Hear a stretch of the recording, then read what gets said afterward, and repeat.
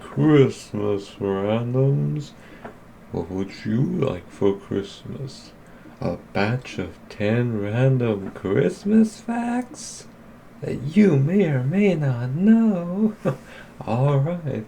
Well, Space Pilot Mr. Cool Guy is here to deliver you some Christmas curiosity. Having a good Christmas, randoms? I hope so. Well, it's that time of year. It's time for the first ever 10 random Christmas facts special. You know, because it's like a Christmas special. So here's 10 random Christmas facts you may or may not know. So let's start off our Christmas day with fact number 1. Christmas was once banned. It's hard to imagine now, but Christmas was once considered so disruptive that it was outright banned. In the mid-1600s, England's Puritan government believed Christmas celebrations were sinful, excessive, and unbiblical. They didn't like the feasting, drinking, gambling, and role reversals that came with the holiday. To them it looked less like a holy day and more like an excuse for chaos. In 1647, Parliament officially abolished Christmas in England. Shops were ordered to stay open. Churches were forbidden from holding Christmas services, and soldiers even patrolled streets to stop celebrations. Similar bans appeared in parts of colonial America, especially in Puritan-controlled areas like Massachusetts. The irony is that banning Christmas didn't stop people from celebrating. It just pushed it underground.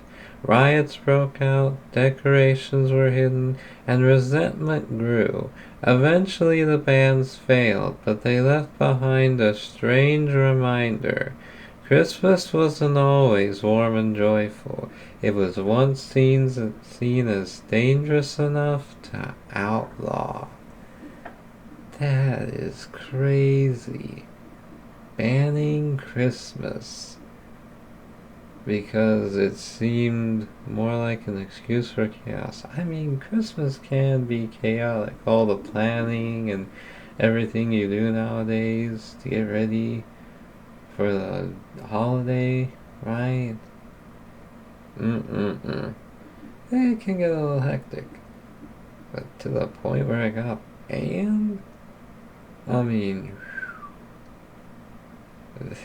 basically to the point where soldiers had to patrol the streets to ensure you weren't getting all holly and jolly. But you know, the fact that it ended up going underground shows you may take the spirit of Christmas from above ground, but we'll still find a way to be holly and jolly and in the Christmas spirit. Alrighty, let's move on to fact number 2. Christmas traditions were meant to scare children. Long before Santa brought gifts, winter traditions were about fear, discipline, and survival. Medieval Europe used the darkest part of the year as a time to reinforce moral behavior, especially in children. That's where figures like Krampus came in. Instead of rewarding good kids, Krampus punished bad ones, sometimes dragging them away in chains or stuffing them into sacks. This fear-based approach wasn't limited to monsters. Public naughty lists existed in some communities, naming children or even adults who broke social rules. These lists acted as warnings, reminding everyone that misbehavior had consequences. Santa's modern naughty and nice list is actually a softened version of these practices. What used to be public shame and terror slowly transformed into playful moral guidance. Over time, fear gave way to fun, but the roots of Santa's judgment system are far darker than most holiday movies would have you believe. That is... Yeah, that is a thing that I'm sure some people still believe in, like in certain countries, like Krampus and all that. But yeah, there was a time when fear was used to make you be a good child or a good adult in the Christmas season. Right? Mm-mm-mm. It reminds me of the Kinderlumper from Phineas and Ferb. If any of you know that. I'm sure most of you know what I'm talking about. The Kinderlumper's gonna get ya. The Kinderlumper's gonna get ya. uh, mm-mm-mm. Alrighty, let's move on to fact number 3. Santa's red suit is older than Coca-Cola. A lot of people think Coca-Cola invented Santa's red suit, but that's only half true. Coke absolutely standardized the image in the 1930s, but Santa had already been wearing red decades earlier. In the 1800s, illustrators like Thomas Nast depicted Santa in red coats, inspired by European folklore and the robes of bishops linked to St. Nicholas. Before that, Santa's appearance was inconsistent. He appeared in green, brown, blue, or fur-trimmed cloaks. Sometimes he looked more like a woodland spirit than a cheerful grandfather. Coca-Cola didn't invent Santa, they polished him. Their ads cemented the red suit, white beard, friendly smile, and jolly personality into a global icon. So while Coke helped Santa conquer the modern world, his red outfit was already waiting in history long before soda got involved. That is crazy. Man, he's been wearing red since the 1800s? That, I believe, had to be around during, the Civil War. So more than likely, Santa was probably wearing red for, propaganda. Right? For, one of them sides of the Civil War. Because, Santa's wearing red, and he's supporting that side in the Christmas time.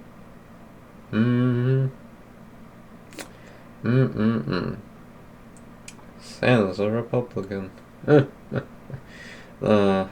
pretty sure Santa doesn't get involved with politics. Because, he lives in the North Pole. Alrighty, let's move on to fact number 4. Rudolph was created to sell products. Rudolph the Red-Nosed Reindeer feels like ancient Christmas folklore, but he's actually a marketing invention. In 1939, a department store called Montgomery Ward wanted a free holiday giveaway instead of buying books from other publishers. So they hired an employee to create an original Christmas story. That story was Rudolph. The character was designed to be relatable, an outsider mocked for being different who ultimately proves his worth. The gamble worked. Millions of copies were distributed, and Rudolph quickly became a cultural phenomenon. The song came later, and the rest is Christmas history. What's fascinating is that one of the most beloved holiday icons began as a retail promotion, It's a perfect example of how modern Christmas traditions often blur the line between storytelling and salesmanship. That is great. Can you imagine being a beloved story? Right? Everyone loves you. But the reason why you were created was just so you could help sell products, right?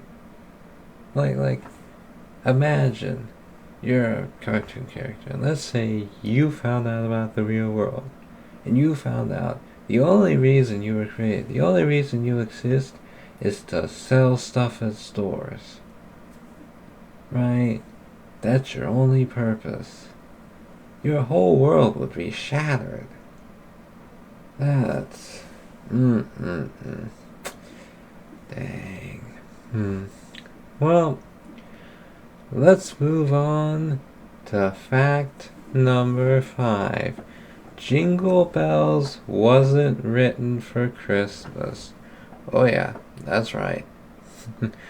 Despite being one of the most recognizable Christmas songs ever, Jingle Bells wasn't written for Christmas at all.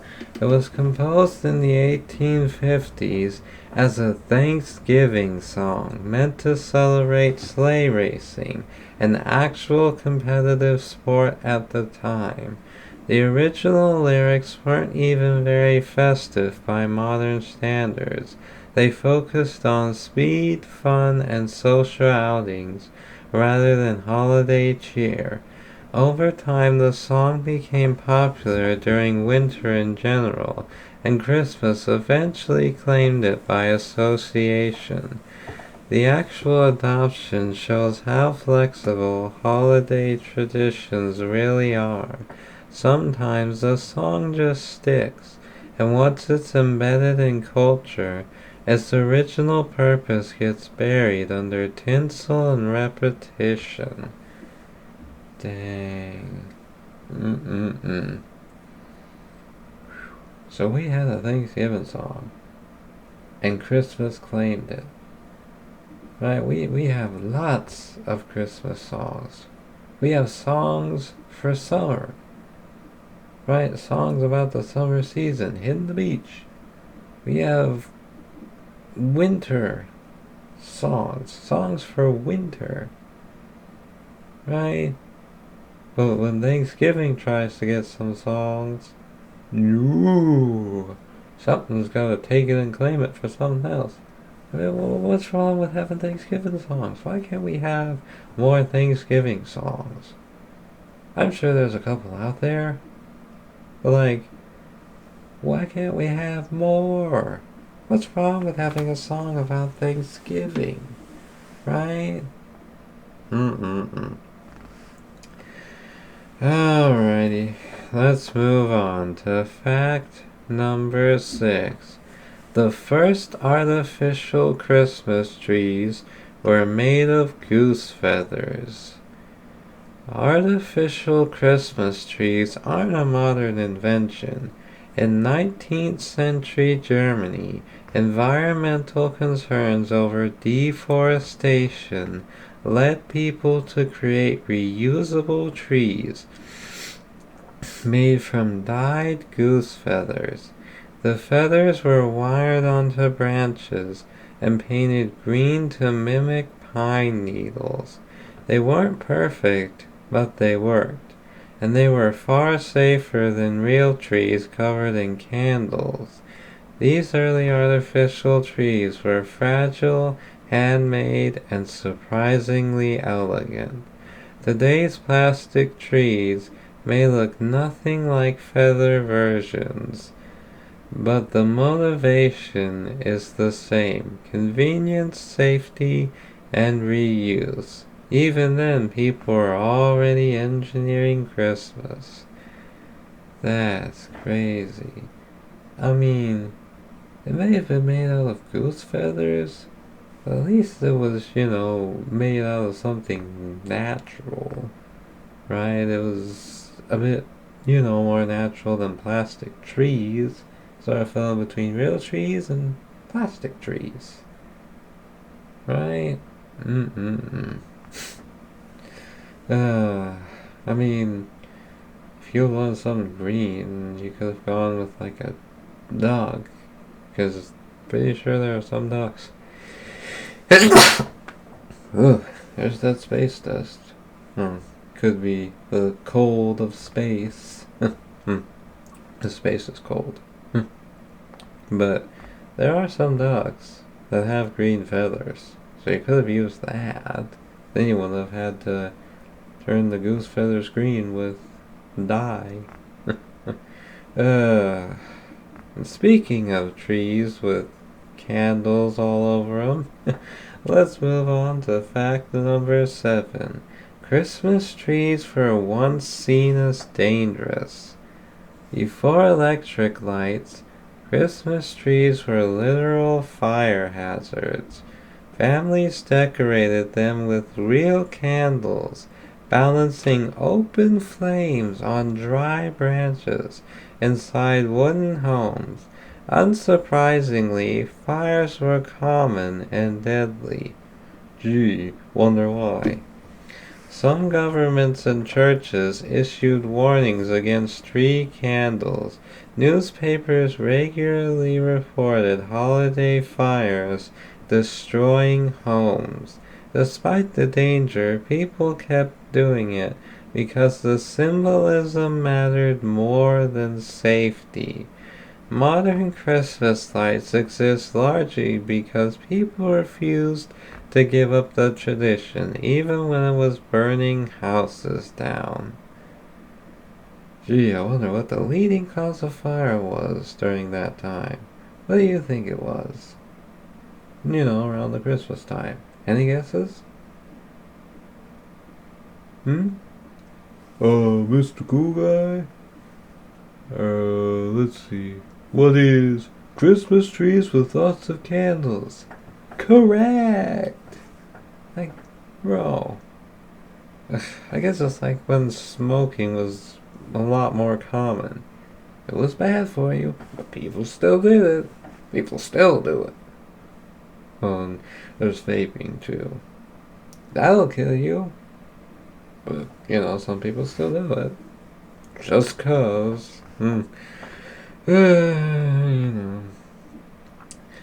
As I stated before, they'll learn one way or the other. You just hope they learn the smart way, not the experienced way. Experience is a great teacher. It'll teach you somehow. But let's move on to fact number 8. Gift giving wasn't always the focus of Christmas. For much of history, Christmas wasn't about presents. It was about feasting, music, community, and public celebration. Gift giving existed, but it wasn't the centerpiece.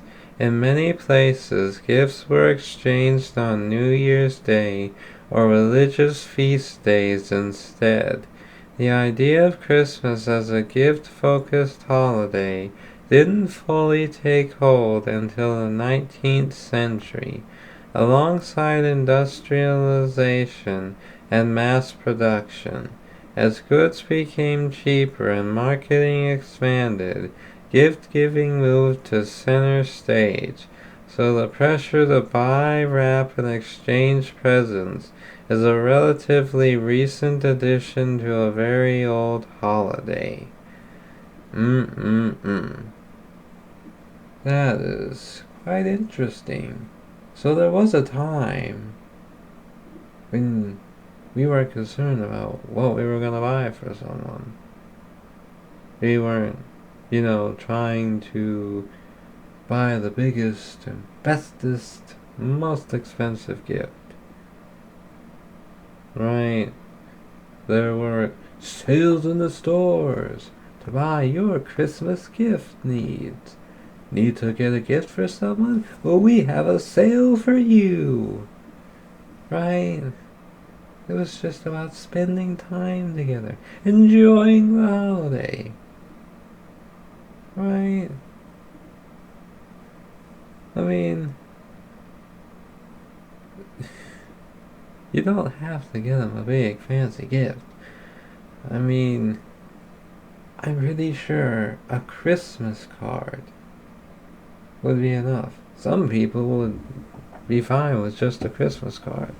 That's all you could give them. They'd be fine with that.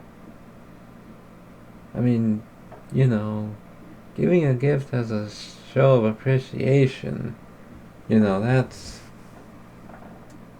one thing, right? Mm-mm-mm. Alrighty, let's move on to fact number 9. The modern Christmas season is artificially long. Historically, Christmas celebrations were short, often just a few days. Advent mattered, Christmas Day mattered, and then life moved on. The idea of Christmas starting in early November would have seemed absurd. I agree. The extended season we know today grew alongside advertising, retail calendars, and media. Stretching Christmas means more time for sales, promotions, and cultural saturation. Who would have guessed? In other words, the modern Christmas season wasn't created by tradition. No, really? It was created by timing, profit, and repetition. Wow.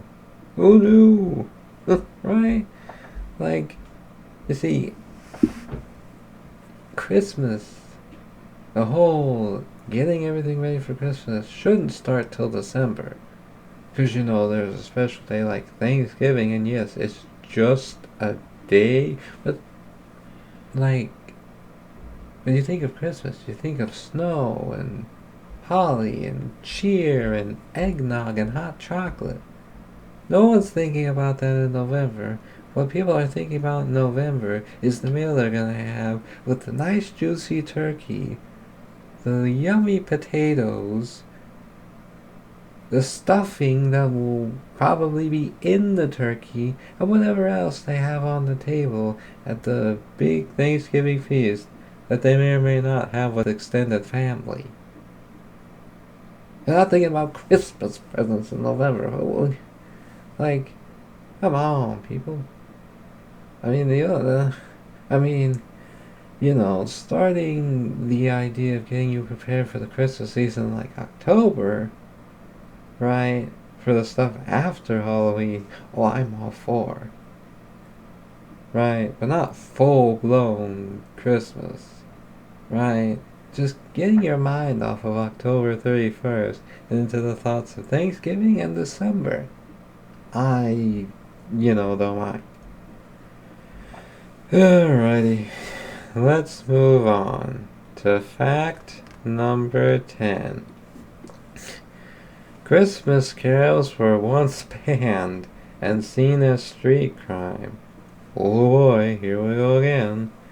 For much of history, singing Christmas carols was not considered wholesome or polite at all. It was often treated as disruptive, aggressive, and even criminal behavior. In medieval England and later into the 17th and 18th centuries, groups of young men would roam the streets during winter, singing loudly outside homes. But this wasn't always friendly holiday cheer. These groups often demanded food, drink, or money in exchange for stopping their noise. If homeowners refused, singers might mock them publicly, damage property, or return night after night. Because of this, caroling became closely associated with rowdy behavior, intimidation, and drunkenness rather than celebration. Some towns actually outlawed caroling altogether, especially at night. In certain cities, police were instructed to break up singing groups. and repeated offenders could be fined or jailed. This practice is closely tied to an older tradition called waysailing, where people sang loudly while carrying bowls of spiced ale, expecting generosity from wealthier households. What we now think of as cheerful door-to-door singing was once viewed more like a wintertime shakedown. It wasn't until the Victorian era, when Christmas was deliberately rebranded as family-friendly moral holiday, that carols were cleaned up, lyrics softened, and singing reframed as innocent goodwill. The cozy candlelit caroling we imagine today is basically a PR rewrite of something authorities once tried very hard to shut down. That is that is something. Caroling was once used to force stuff from the wealthy people. Mm-mm-mm. But nowadays it's just meant to spread cheer and joy. Hmm. Oh man. Well, there you have it. There was 10 random Christmas facts you may or may not have known, but you know now. You know, were there any that you knew? If so, feel free to let me know down below. And you know, if you don't know what to say, and all you can say today is Merry Christmas, then put that down below and Merry Christmas. Oh man. If you enjoyed, leave a like. And why not subscribe? There'll be more facts coming soon. And you're welcome to hit that notification bell too. You really enjoy these facts. And share this with others. Spread some Christmas knowledge on this Christmas day. And well, anyways, Merry Christmas, randoms. And as I always say, to infinity and more facts. Before you wander off to open presents, go vote in the Facts of the Year polls. Merry Christmas, randoms.